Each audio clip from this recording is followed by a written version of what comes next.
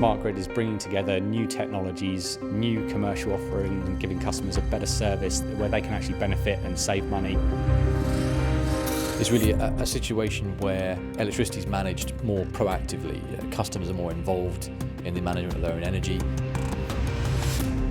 It really does give us the opportunity to start offering alternative solutions, alternative tariffs, and the customer feedback is they really want this.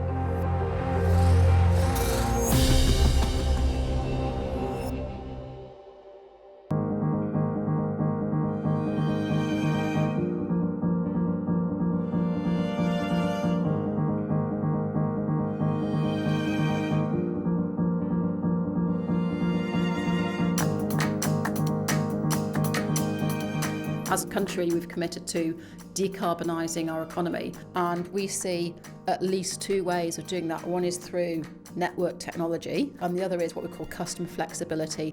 And we want to understand how much benefit there is in network flexibility, how much in customer flexibility, and in what situation you do use each. So customer trials are a really important part of finding solutions for the future.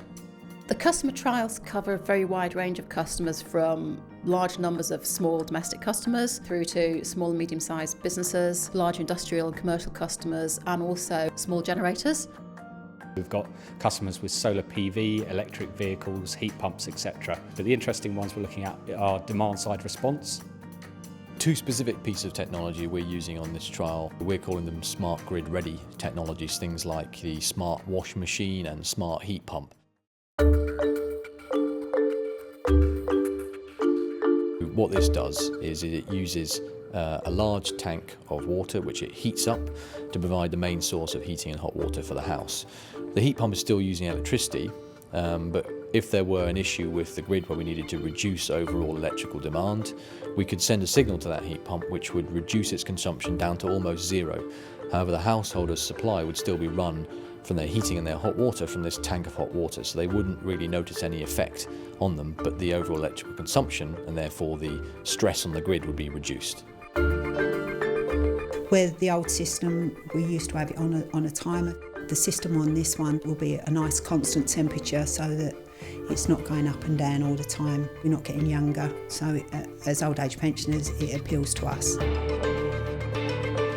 We've had some really interesting initial findings where we've had customers make some real behavioural change. They've reduced their consumption during peak by 10% on average, and they've actually reduced their overall consumption by 3%.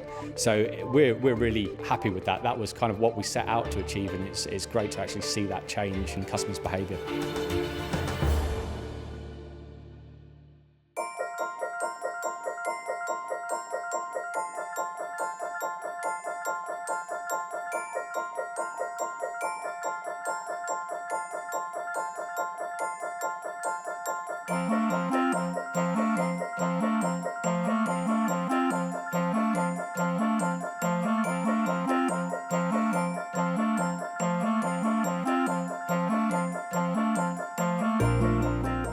Initially we had a group of builders come in and reinforce the floor in the ceiling. We had a guy turn up to deliver the batteries, which they put up into the attic. Then we had a group of builders come round to start the wiring.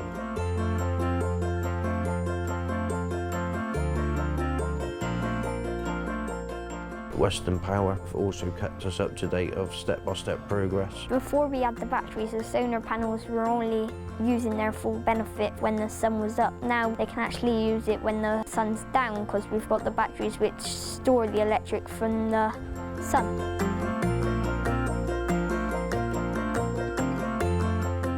That bit there shows us how full our battery is. So our battery is at 60. The tablet will help me be more energy aware. It will show me how much energy is in my battery. It will show me how much energy we're producing at the moment. It also shows me how much energy that we're using as a household.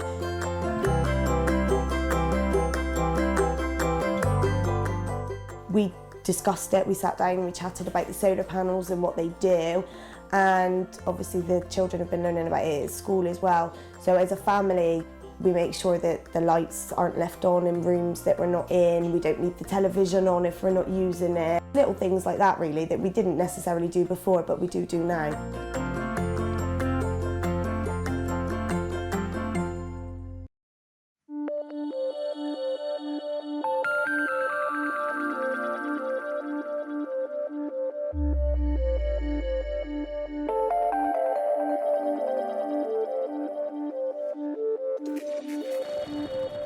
One of the areas of research in Low Carbon London is to really understand how smart meters can be used by the distribution network operator.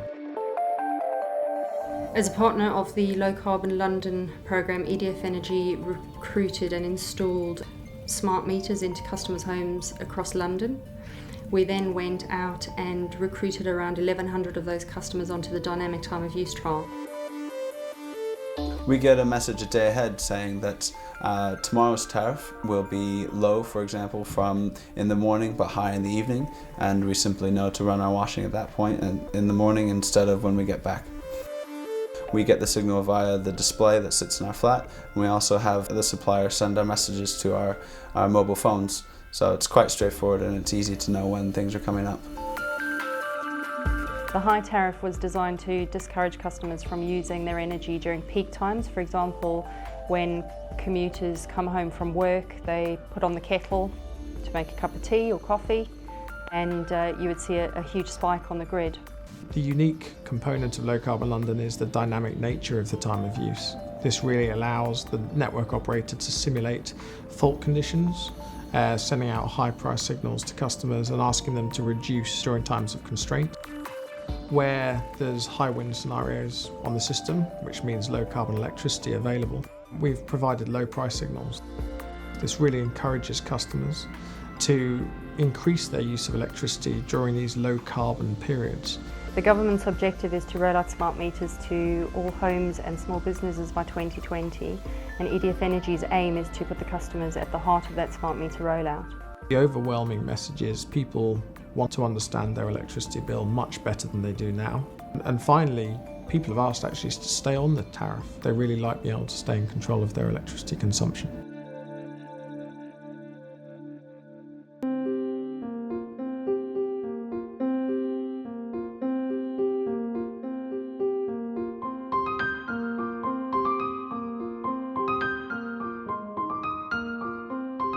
The CLASS project is using the known relationship between voltage and demand to provide a demand response.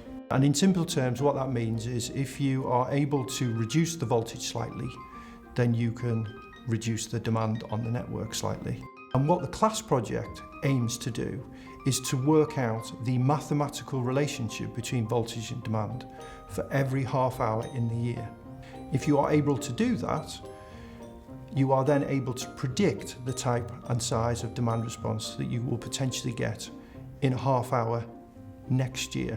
And that's hugely important.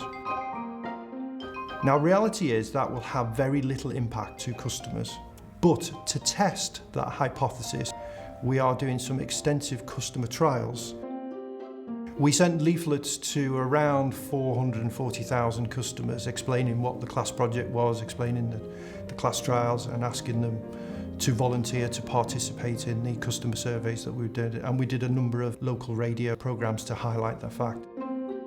We wanted 1,000 customers and we actually stopped taking volunteers' applications when we got to 5,000 because we were completely overwhelmed with the response that we received from customers. People were interested in understanding what CLASS was about, not only just to partake in the trials, but to understand what we were doing as an innovator in the Northwest.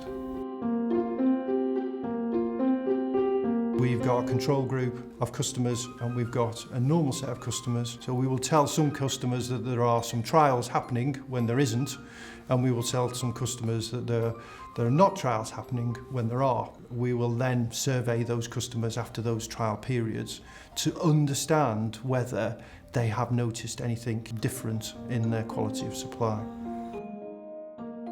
There is a much greater understanding of energy efficiency and the use of electricity because it dominates a lot of public debate. It's in the headlines, if not every day, every other day. So I think when an interesting project like CLASS comes along, people will naturally want to get involved.